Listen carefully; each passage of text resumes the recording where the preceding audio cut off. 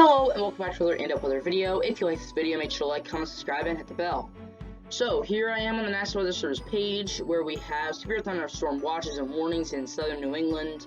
We have one winter weather advisory in Maine. We have wind advisories and high wind warnings in both the Great Lakes and the West, as well as some more wind-related advisories out in the West, as well as a few winter-related advisories. Let's move on here quickly to the radar. We have two systems. The major system here is in the northeast, which that line of thunderstorms that produce those severe thunderstorm watches and warnings, that snow that produced that winter weather advisory, and this back end here, which could produce some lake effect snow, which is why we have those high wind warnings and those wind advisories. So we also have this other system out here in the west, which is currently producing light rain and light snow in some spots, but that could be more consistent over the next couple of days. Now let's move on here to the satellite imagery.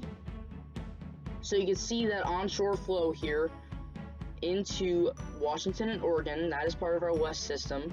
And then we have our northeast system, which the low pressure is actually in Canada, but we have the effects of that with those severe thunderstorm warnings, along with that winter weather threat in Maine. And this cold front extends all the way down into Texas here. You can kind of see it on the satellite here. So that is all part of this one system. Now let's move on here to the National Hurricane Center, where we're going to cover Hurricane Iota. So Hurricane Iota right now has maximum sustained winds of 105 miles an hour, minimum surface pressure of 960 millibars, and is moving west of 10 miles an hour. Now, if we go here to the warnings and cone, this is expected to still become a major hurricane, make landfall, and then quickly weaken as it moves through Nicaragua, Honduras, and El Salvador.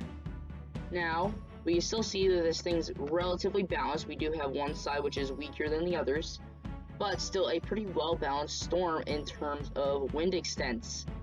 Now, if we move on here to arrival time of winds with wind speed probabilities turned on, you can see that we have 100% chance of tropical storm force winds in parts of Nicaragua and Honduras from Monday at 8 a.m. to Monday at 2 p.m. at the earliest.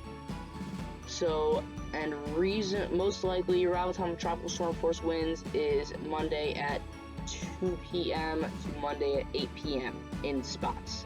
So during the day today, we are expecting this to start its final approach on the coastlines of Nicaragua and Honduras, most likely as a Category 3 or Category 4 hurricane at that point. So let's move on here to current storm information. So on the current storm information, we can see that the hurricane models here, the spaghetti models, pretty much isolating down Nicaragua coast and then having it go right through into the Pacific. So are the GFS ensembles, and the GEPS ensembles are still really eyeing in on this coast-like track, which is the outlier here, looks like it.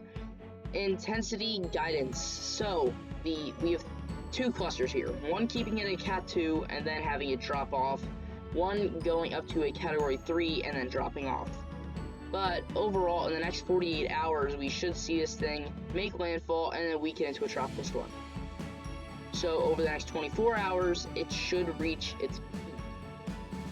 Now let's move on here to the 3-kilometer model. So you can see that line of thunderstorms pushes through the northeast and off the coast.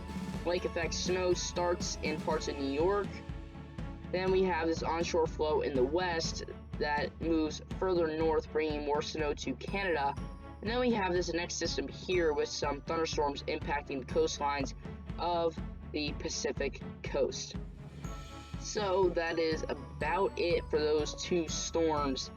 Not much in terms of wintry weather with these two storms, more of just rain and thunderstorm threats.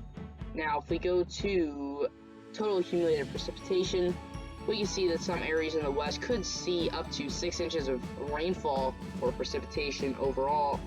Areas in the northeast could see a half an inch to 2 inches, including parts of today. I think this just updated it around 7 o'clock Eastern.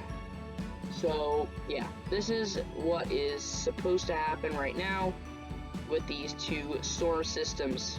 So that is all I have for today. Thank you guys for watching, and I'll see you guys next time.